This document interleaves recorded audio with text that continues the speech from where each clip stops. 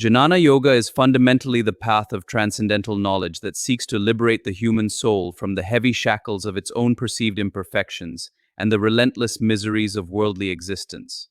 While the sciences of physics and chemistry provide certain material comforts, they help but little in the ultimate sense. The profound knowledge of one's own self remains the most vital and transformative knowledge one can possess. If your reason clearly dictates that the physical body is nothing more than a passing delusion, then the man who is truly ready to relinquish his attachment to it is the only one who can be called a rationalist. How long do you intend to go up and down on the wheel of karma, repeating the same patterns? You have already lived through countless lives as both powerful kings and wretched beggars in this endless drama. We must refuse to live like the pathetic old man who, having spent his life in a dark prison, fears the light and desires only to return to his cell. This material world is often just such a place of darkness. We are currently little more than slaves in the powerful hands of nature, bound by our needs for a morsel of food, the desire for fleeting fame, and our deep attachments to our families. Do not commit the grave error of mistaking mere animal lust for the purity of divine love. It is nothing more than a biological craving from which it is far better to be entirely free. True civilization is not measured by material progress but by the steady march toward God realization, the total conquering of the lower senses, and becoming the undisputed emperor of the house of the soul. To deeply realize the inherent misery of a life lived only for the senses, and to decide that such a limited existence is not worth living, is the essential first step toward the light of jnana.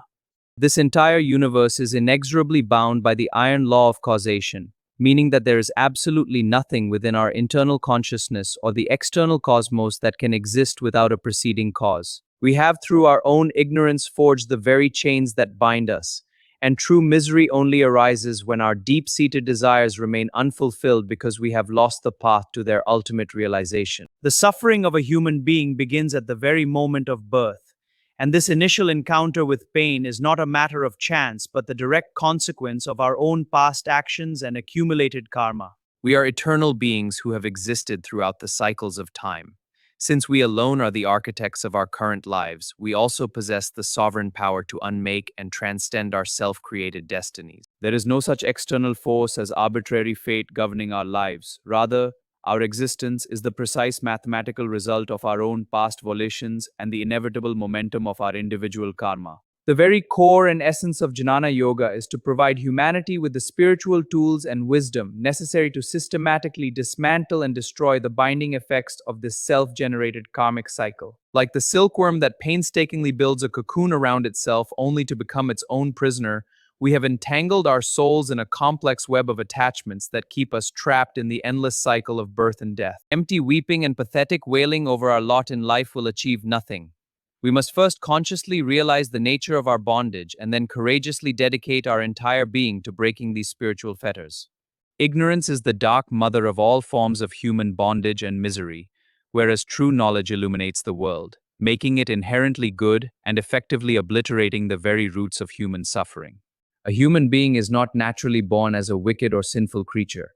On the contrary, every individual is by their very fundamental nature inherently pure, eternally holy, and essentially divine. You must strive to realize who you truly are in your absolute essence and understand your real nature. In that moment of supreme realization, all the chains of the world will break into pieces of their own accord. Jnana Yoga appeals strictly to the faculty of human reason alone, guiding us toward a state of profound spiritual realization through the rigorous and uncompromising application of rational inquiry. In this path, there is no place for mere blind belief or dogma. You must refuse to believe anything without investigation and consciously liberate yourself from the habit of accepting things simply because they are told. Dare to be a truly rational being and possess the unwavering courage to follow the light of your own reason, regardless of where that path may lead or what traditional structures it might challenge. To reason clearly and then have the strength to live according to that reason is the most difficult task for a human, as we have been conditioned for generations to live under the shadow of comforting superstitions. We are weighed down by ancient superstitions regarding our families, our friends, our nations, and even our sacred scriptures, all of which serve as invisible walls that limit our spiritual expansion. He who stops his journey simply because his rational inquiry has shattered his cherished ideals is not a true Janani. Such a person continues to carry the weight of his chains even while claiming to seek the truth. Those who shrink in fear when their investigation is blocked by the unknown will fall repeatedly under the power of death. They have not yet developed the spiritual stamina required for the path of Jnana Yoga. Only the bravest of souls can faithfully follow this path to its end. For one does not become a true rationalist merely by rejecting external religious sects while remaining a slave to internal biases. To be a genuine rationalist, one requires more than just a sense of disbelief. It demands the supreme courage to follow the inquiry to its ultimate conclusion, no matter how much it costs the ego. When you finally realize that the information brought to you by the limited physical senses is fundamentally false, you must summon the inner courage to deny that sense knowledge in favor of a higher truth.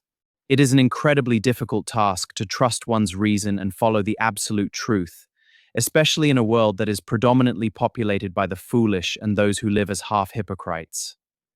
Select one grand ideal that resonates with your soul and follow it with absolute faithfulness until the moment of your death. This unwavering commitment is the only certain way to attain ultimate liberation. A half-hearted engagement with spiritual practice will lead us absolutely nowhere. One must be firmly established in a chosen principle and pursue it with the full force of their entire personality. Do not be like the confused masses who are unable to decide what constitutes the truth. For them, seeking the fleeting pleasures of the senses has become a deeply ingrained habit that they cannot break. The primary obstacle to following the path of reason is our own internal hesitation to move toward the light. We mistakenly expect the truth to come seeking us while we remain comfortably stagnant. There is no such thing in this universe as a cheap or easy religion that grants salvation without effort. Truth demands the highest courage and the willingness to leave the safety of the well-beaten track. The golden dreams of our childhood vanish the moment we are forced to face the harsh realities of the world.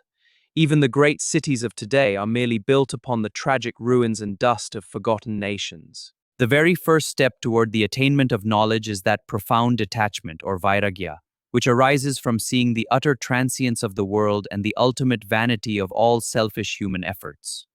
While it is the natural animalistic desire of man to constantly seek the gratification of the senses, the act of turning away from those senses is the only thing that truly leads him back to his divine source. This terrible and indifferent wheel of karma does not stop its rotation for any person's cries.